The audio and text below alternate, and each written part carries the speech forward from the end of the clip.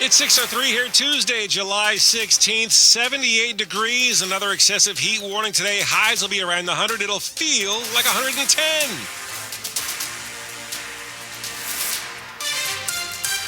Good morning, I'm John Domen. And I'm John Aaron. The top story we're following this hour. In the wake of the attempt on former President Trump's life during a weekend rally, there's growing scrutiny of the actions by the Secret Service. Next week, the agency's director is set to appear before the House Oversight Committee.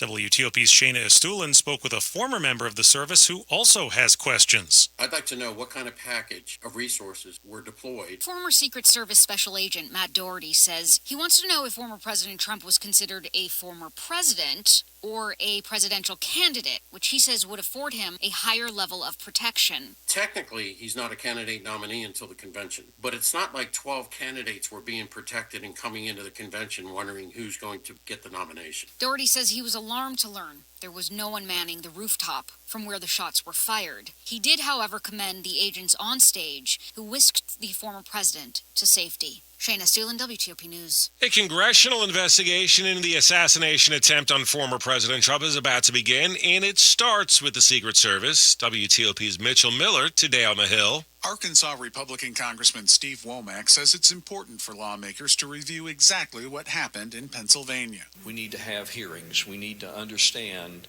all of the moving parts and the timelines. Secret Service officials are to brief the House Oversight Committee today ahead of a hearing next week where Agency Director Kimberly Cheadle is expected to testify. At some point in time, we will identify that at a specific moment, at a specific place on those grounds, something did not get accomplished. And that failure came within inches of costing former President Trump his life. On Capitol Hill, Mitchell Miller, WTOP News. We continue to follow the Republican National Convention in Milwaukee. One of the speakers there last night was Virginia's own governor, Glenn Youngkin. He says after over a decade of Democrats winning the state, the Commonwealth, he predicts will go red.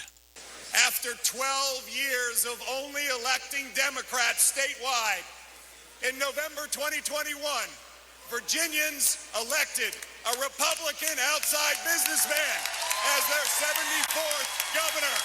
And I believe this year, Virginia will elect another Republican outside businessman as President of the United States. A new Virginia Commonwealth University Wilder School poll shows former President Trump is leading President Biden in Virginia by 3 percentage points, though that indicates a dead heat because the results are within the poll's 4.8-point margin of error. In other news this morning, the dangerous heat will continue to scorch our area yet again. Temperatures in the low 100s.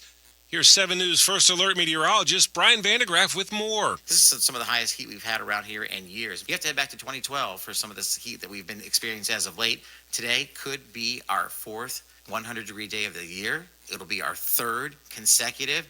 We've already had 15 95-plus degree days. The bottom line is we know it's been hot. It's intense. In fact, even the National Weather Service says they have never issued more excessive heat warnings than they have this season. It'd be nice if they could stop doing that already. Keep up. We'll have a full forecast coming up here in just a moment. Well, I think they need to keep doing it. I just wish they didn't have to. Yeah, that's what I was going for there. With the high heat could come some thunderstorms later today. Parts of the region were hit with storms last night, and Montgomery County saw a lot of damage. A Darnestown area family was displaced when lightning struck their home on Braemar Crescent Way just before 5:30 yesterday. In addition, small brush fires caused by downed wires broke out near Falls Road, Bradley Boulevard, and River Road. Just over the line in the Chevy Chase section of D.C., about 10 homes were damaged by falling trees in the area of 33rd and Tennyson Streets Northwest. About 500 Pepco customers are without power this morning. Just ahead in money news here on WTOP, how your personal devices will be smarter than ever. We have traffic and weather coming up, though, first in just 30 seconds.